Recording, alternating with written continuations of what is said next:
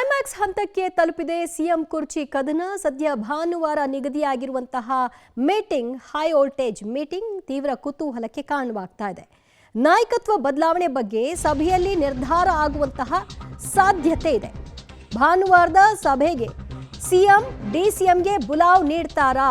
ಇಲ್ಲಿಯವರೆಗೂ ಕೂಡ ಆ ರೀತಿಯ ಕರೆ ಅವರಿಗೆ ಬಂದಿಲ್ಲ ಅನ್ನುವಂತ ಮಾಹಿತಿ.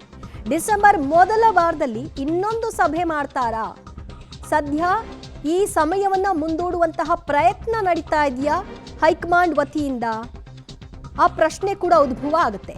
ಕುತೂಹಲದ ಘಟ್ಟವನ್ನ ಮುಟ್ಟುತ್ತಾ ಭಾನುವಾರದ ಹೈ ವೋಲ್ಟೇಜ್ ಸಭೆಯಲ್ಲಿ ಸೋನಿಯಾ ಗಾಂಧಿ ಅವರ ನೇತೃತ್ವ ಇರುತ್ತೆ. ಈ ಸಭೆಯಲ್ಲಿ ಸಿಎಂ ಡಿಸಿಎಂ ಇಬ್ಬರೂ ಕೂಡ ಇರಲ್ಲ. ಅವರ ಅನುಪಸ್ಥಿತಿಯಲ್ಲಿ ಕೇವಲ ದೆಹಲಿ ನಾಯಕರ ಸಮ್ಮುಖದಲ್ಲಿ ಮಾತ್ರ ಸಭೆಯನ್ನ ಹಮ್ಮಿಕೊಳ್ಳಲಾಗಿದೆ. ತಮ್ಮ ತೀರ್ಮಾನ ಏನು ಅನ್ನೋದರ ಬಗ್ಗೆ ಮಾತ್ರ ಖಚಿತತೆಯನ್ನ ಕೊಡುವ ಸಾಧ್ಯತೆ. ಹೈಕಮಾಂಡ್ ಮಟ್ಟದಲ್ಲಿ ನಿರ್ಧಾರವನ್ನ ಮಾಡಲಾಗುತ್ತೆ. ಹೈಕಮಾಂಡ್ ಸಭೆಗೆ ಸಿಎಂ ಡಿಸಿಎಂ ಇಬ್ಬರಿಗೂ ಕೂಡ ಆಹ್ವಾನವನ್ನ ಕೊಡೋದು ಡೌಟ್. ಈ ಸಭೆ ಬಳಿಕ ಸಿದ್ದು ಡಿಕೆ ಇಬ್ಬರಿಗೂ ಕೂಡ ಬುಲಾವ್ ಕೊಡುವ ಸಾಧ್ಯತೆ. ಡಿಸೆಂಬರ್ ಮೊದಲ ವಾರದಲ್ಲಿ ಮತ್ತೊಂದು ಸಭೆಯನ್ನ ನಿಗದಿಪಡಿಸಬಹುದು. ಪವರ್ ಶೇರಿಂಗ್ ಬಗ್ಗೆ ನಿರ್ಧಾರ ಪ್ರಕಟ ಆಗುವಂತಹ ಸಾಧ್ಯತೆ ಡಿಸೆಂಬರ್ ನಂತರ. ನಾಯಕತ್ವ ಬದಲಾಯಿಸೋದಾದ್ರೆ ಡೆಡ್ಲೈನ್ ಫಿಕ್ಸ್ ಆಗುವ ಸಾಧ್ಯತೆ ಇದೆ. ನಾಡಿದ್ದು ಸೋನಿಯಾ ಗಾಂಧಿ ಅವರ ನೇತೃತ್ವದಲ್ಲಿ ಸಭೆ ನಡೆಯುತ್ತೆ. ಆ ಸಭೆಯಲ್ಲಿ ದೆಹಲಿ ನಾಯಕರು ಮಾತ್ರ ಇರ್ತಾರೆ. ಮತ್ತಷ್ಟು ಮಾಹಿತಿ ಪಡೆಯೋಣ ನಮ್ಮ ಪ್ರತಿನಿಧಿ ರವೀಶ್ರಿಂದ. ರವೀಶ್, ಅಂದ್ರೆ ಸಮಯವನ್ನ ಮುಂದೂಡುವಂತಹ ಪ್ರಯತ್ನ ನಡೀತಾ ಇದೆಯಾ? ಸಿದ್ದರಾಮಯ್ಯನವರು ಕೇಳೋ ಮುಂಚಿತವಾಗಿ ಅವರಿಗೆ ಜನವರಿವರೆಗೂ ಒಂದು ಸಮಯ ಕೊಡುವಂತಹ ಸಾಧ್ಯತೆಗಳು ಗೋಚರಿಸ್ತಾ ಇದೆಯಾ? ಈ ಎಲ್ಲ ಬೆಳವಣಿಗೆಯನ್ನು ಗಮನಿಸ್ತಾ ಇದ್ರೆ ದಿವ್ಯಾ, ಖಂಡಿತವಾಗಿಯೂ ಕೂಡ ಇದನ್ನು ಪೋಸ್ಟ್ಪೋನ್ ಮಾಡ್ಕೊಳ್ತಾ ಹೋದರೆ ಎಲ್ಲೋ ಒಂದು ಕಡೆ ಕಾಂಗ್ರೆಸ್ನೊಳಗಡೆ ಇನ್ನಷ್ಟು ಗೊಂದಲ ಜಾಸ್ತಿ ಆಗುತ್ತೆ.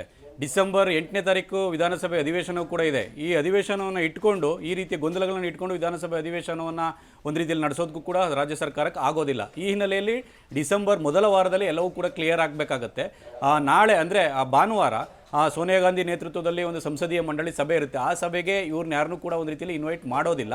ಹಾಗಾಗಿ ಸಭೆಯಲ್ಲಿ ಚರ್ಚೆ ಆದ ಬಳಿಕ ಅಂದರೆ ನಮ್ಮ ಫಾರ್ಮುಲಾ ಇದು ಅಂತೇಳಿ ಆನಂತರ ಇಬ್ಬರನ್ನು ಕೂಡ ಕರೆಸುವಂಥ ಸಾಧ್ಯತೆ ಇದೆ. ಇಬ್ಬರನ್ನ ಕರೆಸಿ ನಮ್ಮ ಸಂದೇಶ ಏನಿದೆ ಅದನ್ನು ನಾವು ತಿಳಿಸ್ತೇವೆ, ನೀವು ನಮ್ಮ ನಿರ್ಧಾರಕ್ಕೆ ಒಪ್ಕೊಳ್ಬೇಕಾಗತ್ತೆ, ಇಬ್ಬರಿಗೂ ಕೂಡ ಸರಿ ಹೊಂದುವಂಥ ನಿರ್ಧಾರ ನಾವು ಮಾಡ್ತೇವೆ, ನಮ್ಮ ಪ್ರತಿನಿಧಿಯನ್ನು ಯಾರು ಕಳಿಸ್ತೇವೆ ಅನ್ನೋ ಮಾತುಗಳನ್ನು ಕೂಡ ಹೇಳ್ಬೋದು.